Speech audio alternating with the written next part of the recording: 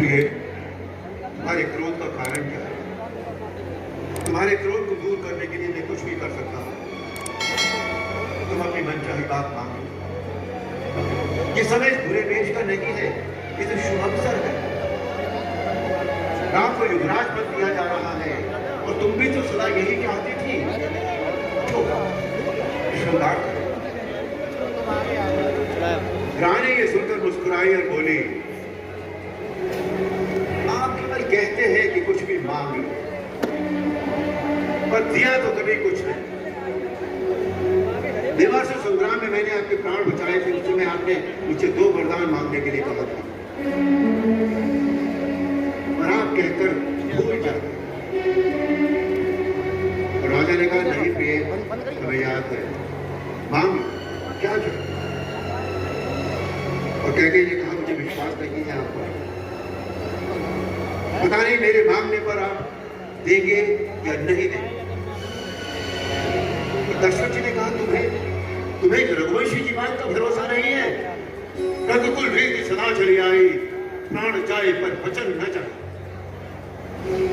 हम तुम्हारी शरण लेते हैं क्योंकि तुम हमें प्राणों से भी अधिक प्रिय हो। और कह गई फिर मुस्कुराए और बोली, राम आपको सबसे अधिक प्यारे हैं, आप उनकी शपथ क्यों नहीं लेते? और राजा ने राम जी की शपथ ले ली। और तब कैकेयी ने राजा पर ऐसा आघात किया कि वो सहम गए, उनका रंग उड़ गया और एक ही पल में पूरी अयोध्या उजड़। भरत को राज्य और राम को वनवास। कैकेयी के मन में जो लोभ और लालच घर कर गया था, उसी ने ये सब कैकेयी से कराया।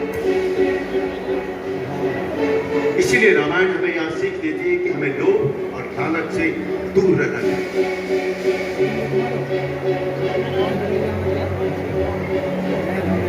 मंत्री सुमंत्र के द्वारा जब श्री राम को पिता दशरथ जी की दशा का पता लगा था, उनके पास गए, जाकर देखा तो पिता के चेहरे पर क्रोध, दुख और व्यथा के अतिरिक्त और कुछ नहीं। तो धरती पर पड़े थे, उनका शरीर बेहाल था। श्री राम ने कैकेयी से उसका कारण पूछा। मां, पिताजी को क्या दुख है? और कैकेयी बोली, राजा का तुम पर बहुत स्नेह ही इसका कारण है। उन्होंने मुझे 2 वरदान दिए थे, मैंने मांग लिए, पर अब वो सुनकर सोच में पड़ गए हैं कि क्या करें। और राम ने कहा, आप मुझे महाराज का कृपा करें, मैं अपने प्राण देकर भी उनके वचन की रक्षा करूंगा। माता मुझे बताइए कि वो 2 वरदान क्या है? और कैकेयी ने बहुत ही सरलता से बता दिया कि वो 2 वरदान है, तुम्हारी जगह भरत का राज्य और तुम्हें मुनिवेश धारण करके 14 वर्ष वन में रहना। सूर्य कुल के सूर्य श्री राम मन ही मन मुस्कुराए और सब दोषों से रहित कोमल और सुंदर वचन बोले माता कैकेयी से, हे माता, पुत्र बड़ी बड़भागी होता है जो माता और पिता दोनों के वचनों का पालन करता है, जो दोनों को संतुष्ट करता है। भरत मुझे प्राणों से भी प्रिय है, उसे राज्य मिलना तो मेरे लिए प्रसन्नता की बात है।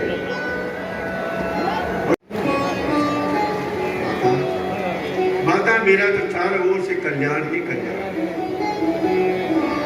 और फिर पिताजी से बोले,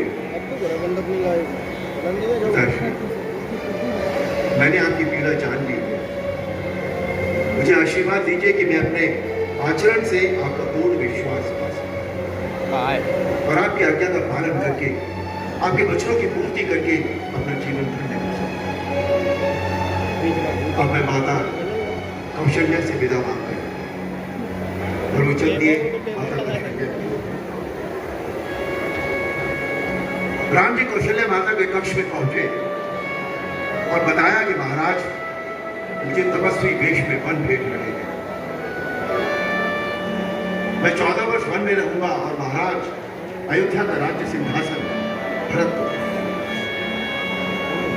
माता कौशल्या के हृदय में राम के ये वचन तीखे बाणों के समान लगे, तीखे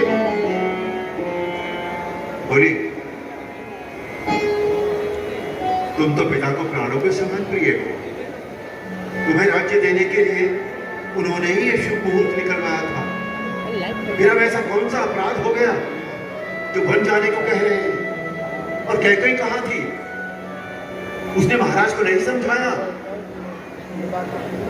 और श्री राम ने कहा, ये सब माता कैकई की इच्छा से ही हो रहा है। माता कौशल्या को पूरा प्रसंग पता लगा तो वो ठगी सी गूंगी सी खड़ी रही।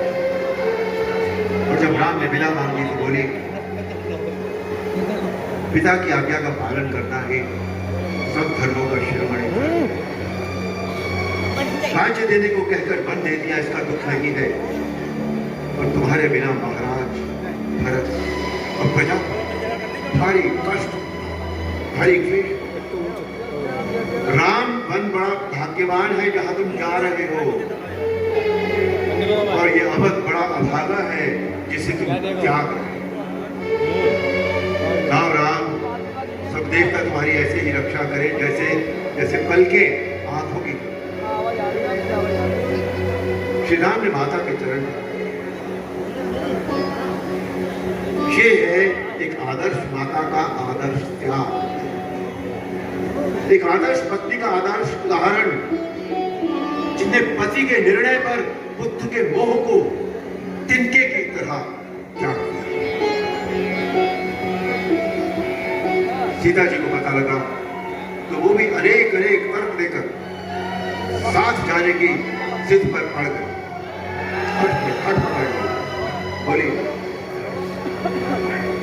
मैं केवल इतना जानती हूं कि पति के वियोग के समान जगत में और कोई दुख नहीं। देखिए पत्नी पति के लिए क्या कह रही है। एक पत्नी के लिए पति के वियोग के समान जगत में कोई नहीं।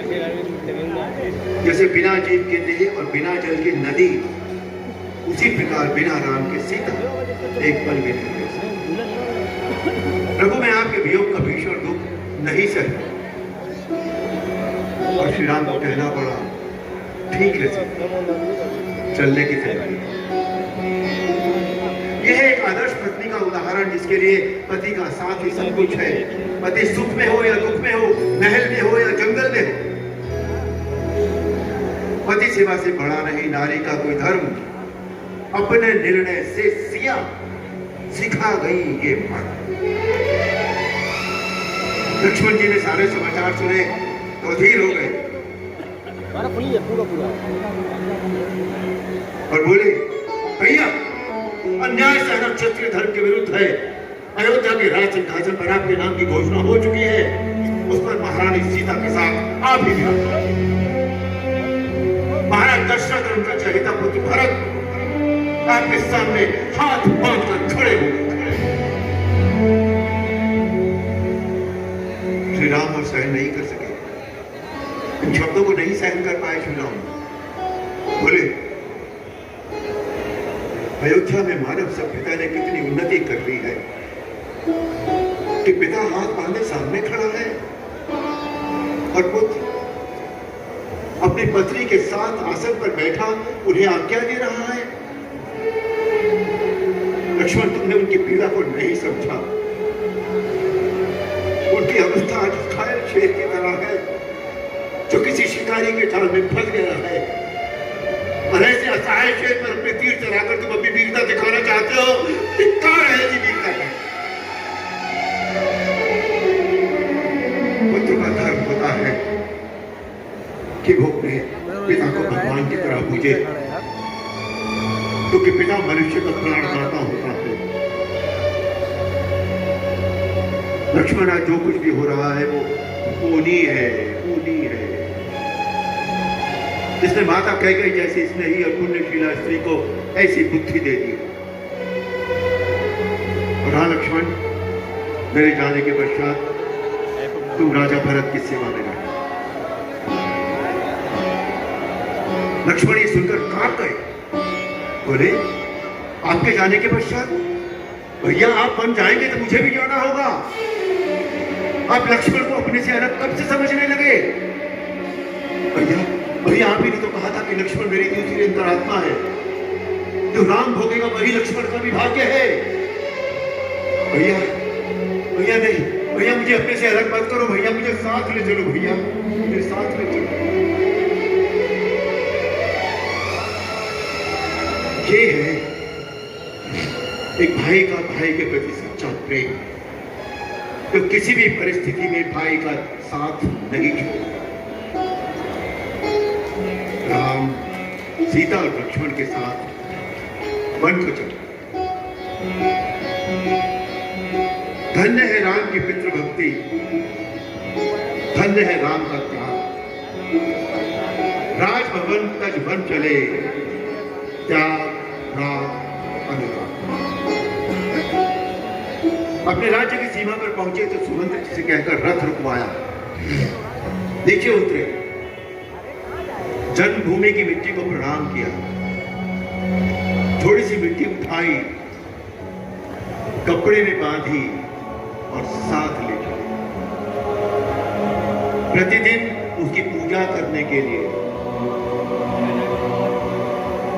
अपने इस व्यवहार से राम जी ने देश की मिट्टी की, देश की धूल की, जन्मभूमि की धूल की गरिमा स्थापित की और जननी जन्मभूमि स्वर्गादपि गरीयसी की बात तो चरितार्थ की। यहां राम जी ने सुमंत्र जी को अयोध्या वापस भेज दिया और स्वयं सीता लक्ष्मण सहित वन गमन की आगे की यात्रा के लिए चलते। आगे चले तो श्रृंगवेर पहुंचकर निषाद राज को, जो उनके गुरुकुल के मित्र थे, उनको गले लगाया और गले लगाकर सामाजिक समानता का उदाहरण प्रस्तुत किया। केवट से मिले, केवट ने उनको गंगा पार करा दी, उनसे उतराई के पैसे नहीं लिए, बल्कि उनसे चरण धोकर उनसे निर्मल भक्ति का वरदान ले लिया। वो भक्ति जो पैसों से नहीं मिल सकती। आप देखिए केवट कितने चतुर थे, कितने कुशल थे व्यवहार में। The food court family restaurant यहाँ के खूबसूरत इंटीरियर व शान और सुरम्य वातावरण के साथ आपको मिलेगा वेज और नॉन वेज दोनों का मजा। Kitty party, engagement party, birthday celebration के लिए अभी बुक करें। हमारा उद्देश्य है ग्राहकों को स्वादपूर्ण भोजन और अच्छी सेवा प्रदान करना। फिर देर किस बात की, बच्चों के साथ एक पारिवारिक दिन बिताने व रोमांटिक डिनर के लिए आज ही विजिट करें। हमारा पता है सहयोग भवन, Nekpur 84 near Gayatri international school, Farrukhabad.